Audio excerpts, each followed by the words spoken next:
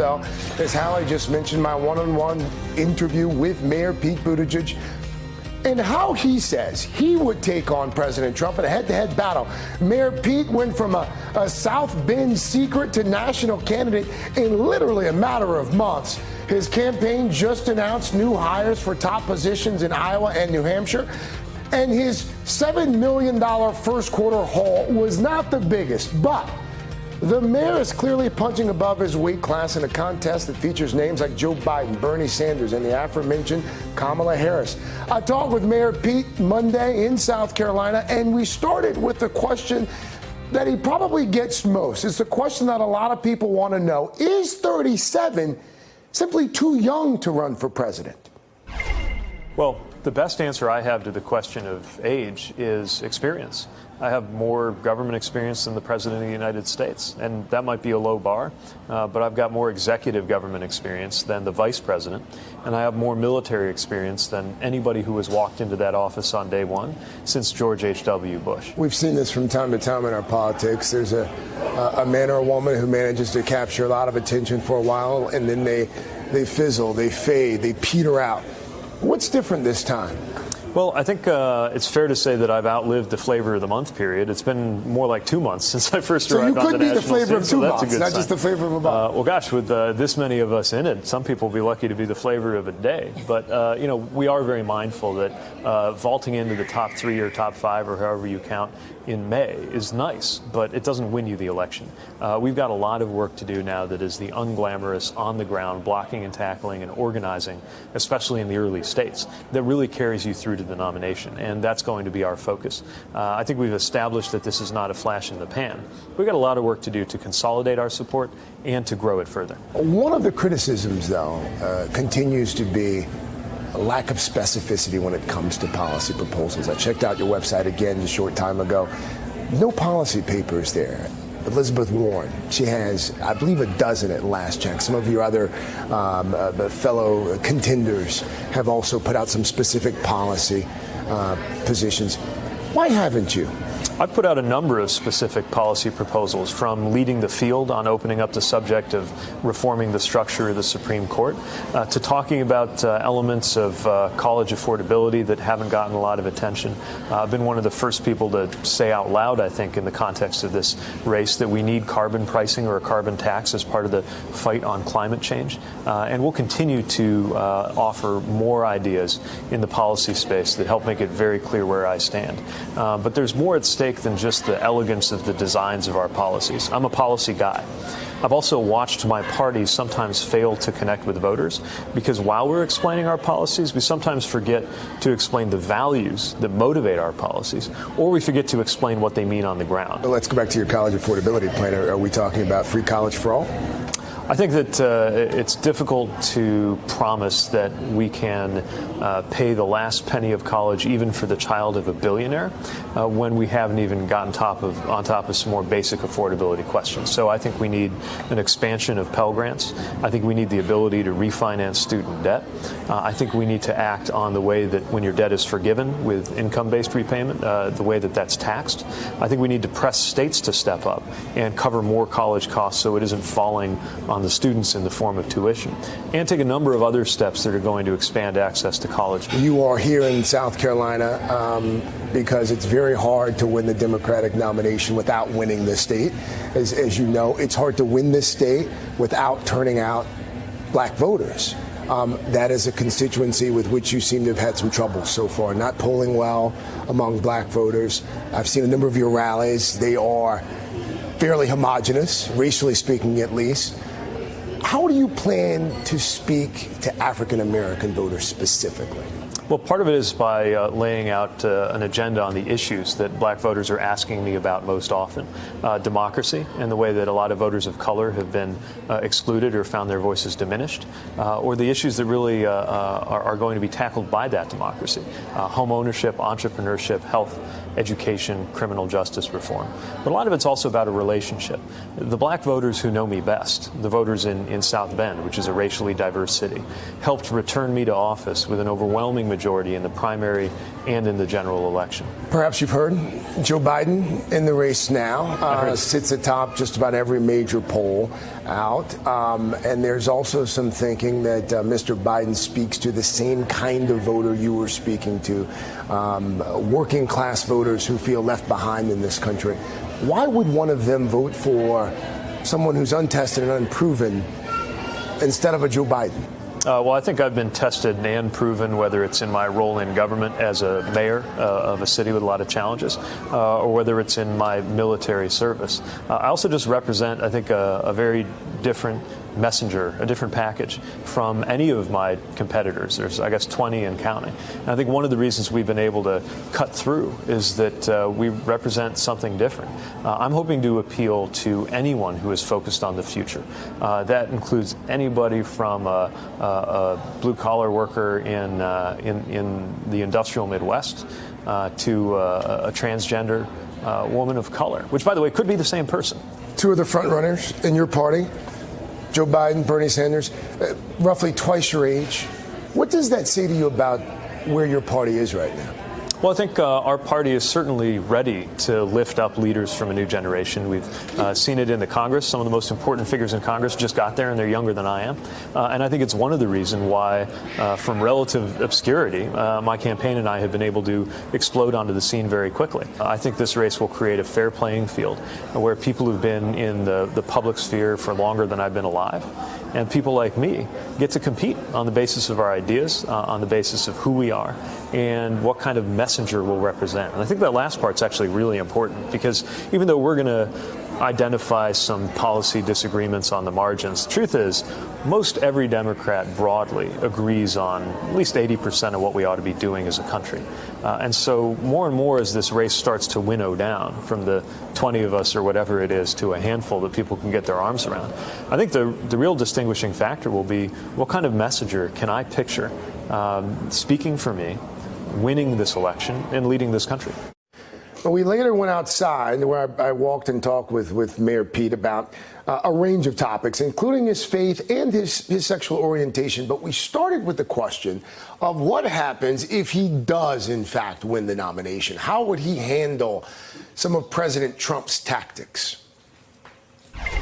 Well, I think we have two choices. We can either join his show and try to out-Trump Trump somehow, which I think will fail, or we can change the channel and just move completely past him. I mean, when he lies, you got to call it out. When he does something wrong, it's got to be corrected and addressed. But at the end of the day, this election can't be about him, because the more it's about him, the more a voter at home feels like it's not about us. And so what I'm trying to do is paint a picture of the world we could have if this presidency weren't dragging our country down. You've also spent a fair amount of time talking about your faith. Yes. Why? Well, it's important to me. And I think it's also important that we stop seeing religion used as a kind of cudgel, as if God belonged to a political party. And if he did, I can't imagine it would be the one that sent the current president into the White House. I mean, what we see is so different than what I hear in Scripture when I'm in church. I hear about taking care of the marginalized and defending the weak and supporting the poor and visiting the prisoner and welcoming the stranger. These are the things, and humility and decency, right? These are the things that are taught in Sunday schools around this country. And so the idea that is the property of the Republican Party, especially this Republican Party and some of the choices that they've made in recent years, it just doesn't add up to me. Some have used other scriptures from the same good book that you just quoted to denigrate your lifestyle, as you know. How do you reconcile? Well, first of all, my lifestyle until I started running for president was that I work hard, I come home at the end of the day, feed the dogs, my spouse and I watch a little TV, we go to bed, we get up the next morning and start over again. But if somebody has a problem with my sexual orientation, they have a problem with how I was made. Did I just hear you say Mayor Pete wants kids very soon? Yeah, I don't know exactly when and how we're going to pull that off, but Chasten is made to be a dad, and I'm looking forward to it too, as soon as we can figure it out. Josh Letterman is a national political reporter for NBC News who's covering the Buttigieg campaign. And Christina Greer is associate professor of political science at Fordham University. Thank you both. So let's digest some of this here. Josh, I'll start with you because you were covering Mayor Pete before a lot of other reporters. You heard him there talking about having more executive and military experience than Trump or Mike Pence. What do people that you talk to on the campaign trail say about that experience question? Right. Yeah, so they say that, Craig, in another era where you had the person that he was running against, who was someone who had years and years of look, if Joe Biden was the incumbent and had been in the Senate for almost 4 decades and as vice president, the question of whether someone with Pete Buttigieg's record has enough experience would be quite valid. But that they are basically looking at this as a binary choice between President Trump and whoever the Democrats are going to nominate. And the fact of the matter is people don't look at Trump as someone that has a lot of experience that fit well into the job of being president. And that's also where Buttigieg thinks that this is a particular moment where a 37-year-old guy from the Midwest who's really only served as mayor is actually able to compete on that front. Christina, essentially, Buttigieg saying if that guy can do it, I know I could certainly do it. Right. I mean, well, that's the thought of a lot of folks right now. This idea, though, that he is not the flavor of the month. I mean, what's your sense? Do you get the sense that Pete Buttigieg is someone we're talking about 6 months from now? Well, possibly. I mean, he's moving past the introductory phase into a more concrete policy phase, to be honest. And clearly his team has a strategy, which is initially he wasn't getting the big networks. And so they were going and doing some non-traditional media outlets and sort of talking to whomever would listen. And that clearly has worked. I mean, of all the stories that I've read and politicos that have met him, everyone says he has something, right? And we've all met politicians that either have it or they don't have it. And there are quite a few who are in the race right now who don't have it, and they're trying to get some traction. And so we'll see. I mean, it's only May, but clearly something about this strategy is working. Now, there's some racial connotations, there's some gender connotations that are frustrating to some who study presidential politics. But whatever that is, well, I mean, could a woman of color who's a 37-year-old mayor of a tiny Midwestern city, would she ever be on the national stage? That's a question mark. And we're seeing how 4 senators are really struggling to get sort of attention, some of the attention that he's getting, right? Is it because we live in a society that sort of caters to white male candidates and politicians, or is it because he actually has some sort of spark that's connecting with voters in a positive way? And even though the policy positions have been light, he's clearly pulling people in with something and having them stick around thus far to listen to see what he's interested in. His style is very much in stark contrast to the current occupant of the White House. This strategy that he has decided to employ, basically this idea that you can perhaps drown out the noise with the quiet. What do you make of his approach? I have a hard time thinking that the guy ever raises his voice or uses profanity, like he's just kind of always here. Do you think that's the kind of style that's going to somehow resonate? Well, I mean, let's think about who's in the early voting stage, right? We've got Iowa, New Hampshire, South Carolina, and Nevada. In Iowa, that could work, right? This wholesome, middle America gentleman, essentially something that Trump is not.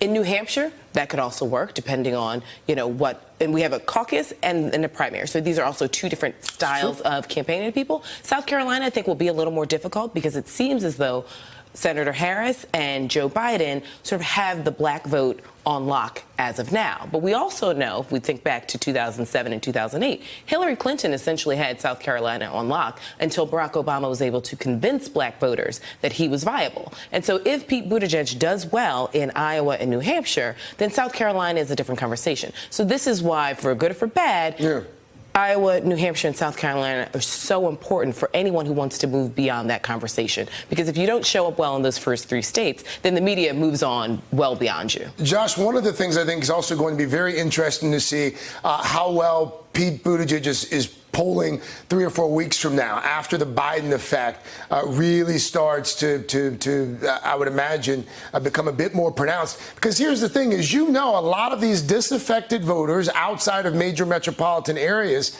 Those are the kinds of voters that Pete Buttigieg has been talking to, and now all of a sudden Joe Biden's in the race. What do you think is going to happen to Mayor Pete's popularity in a few weeks? It's probably inevitable that his numbers are going to come down a little bit. Just a few weeks ago, we saw him polling third place in both New Hampshire and Iowa. That was before Biden got in the race, although Biden was still kind of worked into those polls.